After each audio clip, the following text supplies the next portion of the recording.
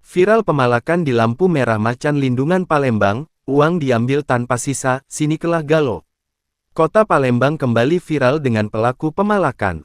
Lagi-lagi kali ini kejadiannya berlangsung di lampu lalu lintas lampu merah Simpang Macan Lindungan Palembang. Seorang pemuda tampak memalak sopir truk yang tengah berhenti. Video ini pun telah tersebar di sejumlah media sosial di Palembang. Dalam video berdurasi 16 detik ini terlihat pelaku mengenakan masker dan topi hitam sedang menghampiri salah satu sopir yang saat itu berhenti di simpang lampu merah kawasan Macan Lindungan. Sambil berkata, "Disinilah lur, sinikelah Galo lur," jawab sang sopir, "sampai kosong." Dengan pasrah satu persatu uang sopir yang saat itu ada di dashboard tengah mobil diberikan semua kepada pelaku. Dalam posting tersebut dituliskan, viral video pemalakan terhadap sopir truk yang terjadi di Simpang Macan Lindungan.